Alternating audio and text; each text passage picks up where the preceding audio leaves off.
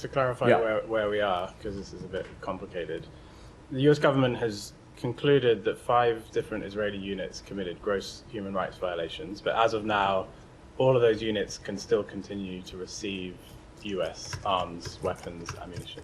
Well, in 4 of those instances, as I just said, we have seen remediation of those violations, and that is, of course, what we expect of partners.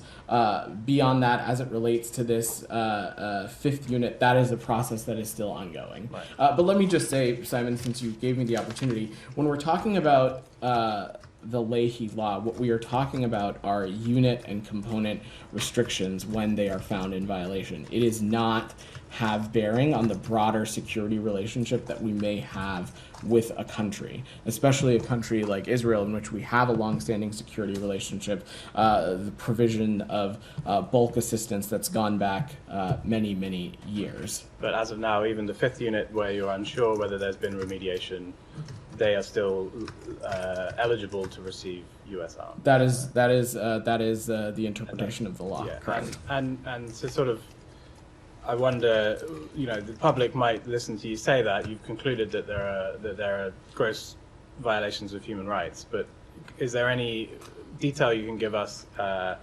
What are these incidents? What kind of things are we talking about? Some of the reporting is involved, sexual assaults, the murder.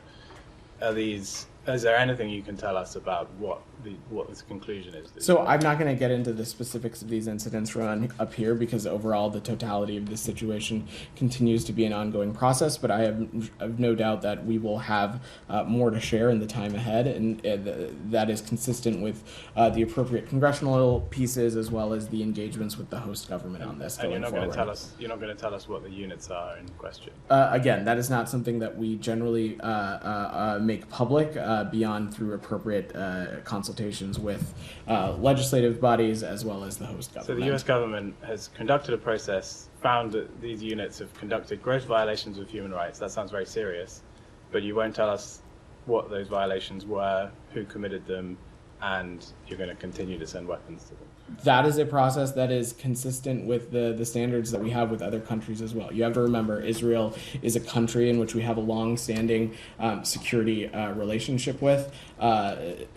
Other countries similar in this grouping, I would say, would include the government in terms of the kinds of relationship we have, include Ukraine, include Egypt, and in those kinds of countries, there is a proactive vetting of the whole security universe, a constant evaluation in close consultations with our embassies and consulates, NGOs, civil society, media reporting on the ground as to assess what is happening in those countries.